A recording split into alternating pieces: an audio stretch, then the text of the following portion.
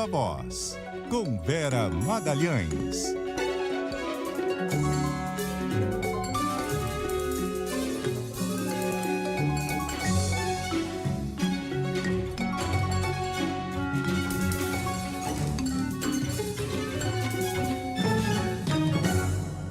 Vera já aqui com a gente. Vera, tudo bem?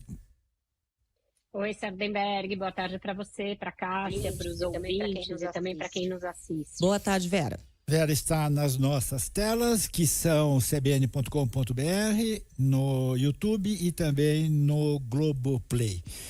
Vera, nós vamos falar hoje sobre a saída do Arthur Lira da presidência da Câmara e passou para a oposição.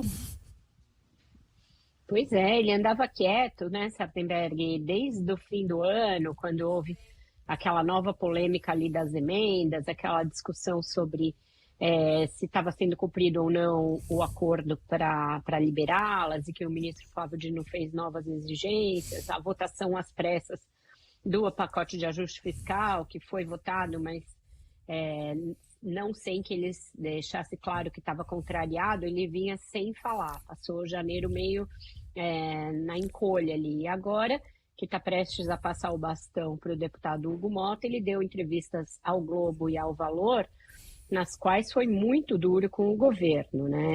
E acabou respondendo a uma pergunta que vínhamos fazendo aí nos últimos dias a respeito de se ele iria ou não para o governo, iria ou não virar ministro. Ele falou que ninguém embarca num navio prestes a afundar, a naufragar. Foi essa a declaração que ele deu na entrevista ao Valor.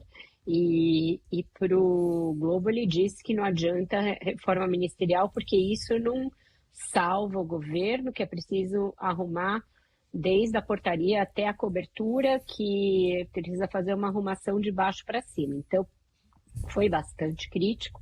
O que está por trás disso é o mesmo assunto, é a questão das emendas, isso é o principal problema que fez a relação desandar aí nos últimos tempos. Ele também não ficou totalmente satisfeito com a sua sucessão. O Hugo Motta não era a sua primeira escolha, acabou sendo algo que ele teve de ceder quando viu que o governo não apoiaria o deputado Elmar Nascimento, que era o seu preferido. Talvez depois ele venha agradecer ao governo, porque agora com essas investigações a respeito do chamado rei do lixo lá na Bahia, poderia ser uma complicação se o deputado Elmar Nascimento fosse o presidente da Câmara. Mas o fato é que a relação nunca mais foi a mesma. Ele também é muito crítico ao Ministério da Saúde, sob o comando de Nízia Trindade, gostaria de ter um aliado seu à frente dessa pasta, que é justamente a pasta que tem o maior orçamento, que comanda o maior volume de emendas. Então, um conjunto de situações que fez com que se afastasse. E isso deixa claro que ele não vai definir nenhum apoio a Lula imediatamente, que ele deverá se concentrar ali na questão alagoana, vai fazer ali uma política local, com vista, inclusive, a definir se vai ser candidato ao Senado ou ao governo daqui a 2 anos, e aí vai deixar para ver em que barco vai entrar nas vésperas da eleição presidencial. Acho que ainda pode vir a reconstruir sua relação com o Lula. Ele é alguém muito pragmático, basta lembrar um clássico do Arthur Lira, que é o seguinte: no dia da eleição em que o Lula ganhou do Bolsonaro, mesmo antes do TSE anunciar o resultado, quando ficou claro que o Bolsonaro não venceria, ele fez 2 movimentos. Ligou para o Bolsonaro e falou: já era, esquece, o senhor perdeu, promova a transição, e ligou para o Lula. Foi a primeira pessoa a ligar para o Lula.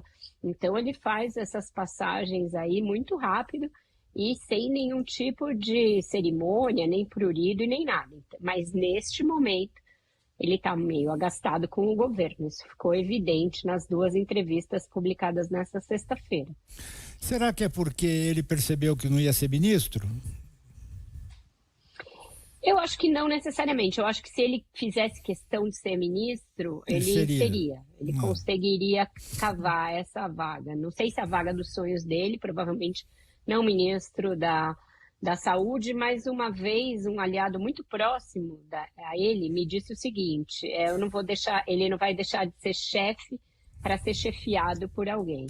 Que então seria muito difícil ele querer ser ministro, a não ser que valesse muito a pena. E tinha uma outra questão que pesava nessa situação, que ele não ia querer uma pasta menor que a do ministro Renan Filho, e que tem uma pasta muito boa, que é a pasta dos transportes, que permite fazer política local com bastante verba, fazendo estrada, fazendo recapeamento, fazendo um monte de coisa. Então, ele tinha esse obstáculo para ir para o Ministério. Ele queria uma pasta que tivesse mais visibilidade que o Ministério dos Transportes. E aí, eu acho que talvez ficasse mais difícil. Então, acho que ele preferiu não ir e ficar ali avulso, até porque ele acha, de fato, que o governo está muito mal das pernas, para poder, inclusive, ter mais maleabilidade, para ficar total flex ali, poder ir para qualquer lado, a depender de para onde o vento soprar na eleição de 2026, Sardenberg. Tá certo.